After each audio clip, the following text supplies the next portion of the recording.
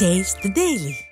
திருவண்ணாமலை மாவட்டம் கலசபாக்கம் அருகே தொடர் செயின் பறிப்பில் ஈடுபட்ட இளைஞர் பிடிபட்டதில் 8 சவர நகை கைப்பற்றப்பட்டது. பதிவு எண் இல்லாத வாகனத்தில் சென்ற சீனிவாசன் என்ற இளைஞரை பிடித்து விசாரித்ததில் கடந்த மாதம் சேத்துப்பட்டு புறவழிச்சாலையில் நடந்து சென்ற மூதாட்டியின் கழுத்தில் இருந்து தங்க செயினை திருடியது தெரியவந்தது. இதையடுத்து அவர் பிடிபட்டார். ஸ்டாலின் மாடல் ஆட்சியில் இளைஞர்கள் பிழைக்க வழியின்றி சட்டத்திற்கு புறம்பான செயல்களில் ஈடுபடுவது அதிகரித்து விட்டதாக பலரும் குற்றம் சாட்டுகின்றனர். அரியலூர் மாவட்டம் செந்துறையில் போலியாக நகை அடகு கடை நடத்தி பல லட்சம் ரூபாய் மோசடி செய்த நபர் சிக்கினார்.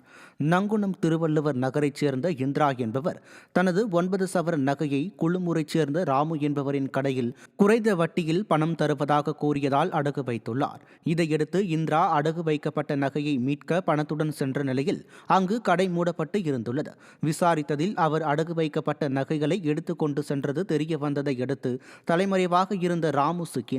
திறனற்ற திமுக ஆட்சியில் சட்டம் ஒழுங்கு சீர்கெட்டு குற்ற சம்பவங்கள் அதிகரித்துள்ளதாக பொதுமக்கள் குற்றம் சாட்டியுள்ளனர். தூத்துக்குடியில் படகில் இருந்து கடலில் குதித்து மீனவர் தற்கொலை செய்து கொண்ட சம்பவம் பரபரப்பை ஏற்படுத்தியுள்ளது. திரேஸ்புரம் நாட்டுப்படகு மீன்பிடி துறைமுகத்தில் இருந்து ஜெகன் என்பவருக்கு சொந்தமான படகில் கிளாடிஸ், பரிமளம் உள்ளிட்ட 7 பேர் மீன்பிடிக்கச் சென்றனர். அப்போது நடுக்கடலில் கிளாடிஸுக்கும் பரிமளத்திற்கும் இடையே ஏற்பட்ட தகராறில் பரிமளம் இரும்பு கம்பியால் தாக்கியதில் கிளாடிஸ் படுகாயமடைந்தார். இதையடுத்து மீனவர் பரிமளம் திடீரென கடலில் குதித்து தற்கொலை செய்து கொண்டார்.